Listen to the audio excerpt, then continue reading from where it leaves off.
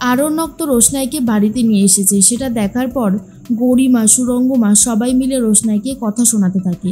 বিশেষ করে সুরঙ্গমা তখন বলে, এই মেয়েটাকে আমি এক্ষুনি ট্রেনের টিকিট কেটে বাড়িতে পাঠিয়ে দেব, তারপর এর যা খুশি হোক তা আমার দেখার দরকার নেই। তখনই আরণ্যক বলে, আন্টি এসব আপনি কি বলছেন? দেখুন, আপনার কোনো কথাতে হবে না এসব কিছু।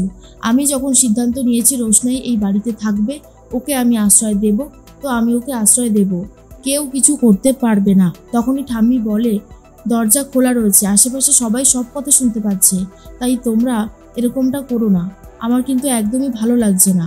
আর ঠিক সেই মুহূর্তেই বারবার করে সুরঙ্গমা একটা কথাই বলতে থাকে, মাসিমা এই মেয়েটাকে এই বাড়িতে জায়গা দেবেন না। কিন্তু দাদু তখন বলে, এই মেয়েটা অনেক দূর থেকে এসেছে, নিশ্চয়ই বিপদ বলেই এসেছে, ওকে আশ্রয় দেওয়াটা দরকার। এরপর রোশনাইকে নিয়ে ঘরে যায় মিনি। আর তখনই বলে, জানো তো, বাদশাদা অনেক ভালো, বাদশাদার মতো মানুষ হয় না, বাদশাদা তোমাকে খুব ভালোবাসবে দেখবে। রোশনাই বলে, এসব কি বলছো তুমি? অন্যদিকেই চলে এসেছে আরণ্যকের মা আর জাহ্নবী তখন বলে, তোমার মতন চালাক মেয়ে দুটো দেখিনি, ঠিক আমাদের বাদশার ঘাড়ে চেপে চলে আসলে এখানে, তাই তো? ভুলে যেও না, গরিমা কিন্তু এই বাড়ির ভাবি বউ, কথাটা মনে রেখো, হ্যাঁ। এদিকে আরণ্যক গরিমাকে বোঝাতে থাকে যে, তুমি আমাকে একটু সময় দাও, আমি রোশনাইয়ের একটা ব্যবস্থা করে দেবো, তুমি চাইলে তো আমাকে একটু সময় দিতেই পারো, বলো। আর তখনই গরিমা বলে, আমি তোমার কোনো কথা শুনতে চাই না, তুমি যেভাবে আমাকে ঠকিয়েছো আমার আর ভালো লাগছে না শুনতে। এর মধ্যেই আরণ্যক বলে, শোনো শোনো, তুমি এভাবে যেও না।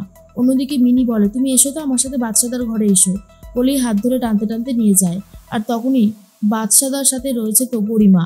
এরপর বাদশা আর গরিমা দুজন মিলে একটু কাছাকাছি আসলে ঠিক সেই মুহূর্তে দরজাটা খুলে দিয়েছে মিনি। আর সেই দৃশ্য দেখার পর রোশনাইয়ের খুবই খারাপ লাগে। রোশনাইকে আরণ্যক বলে, শোনো রোশনাই, বেসিক কিছু সেন্স তোমাকে নিতে হবে। কারোর ঘরে আসতে গেলে পারমিশন নিতে হয় বা দরজা টকটক করতে হয়, এইরকমভাবে দরজা খুলতে নেই, মনে থাকবে তো? রোশনাই বুঝতে পারে তার ভুল হয়ে গেছে।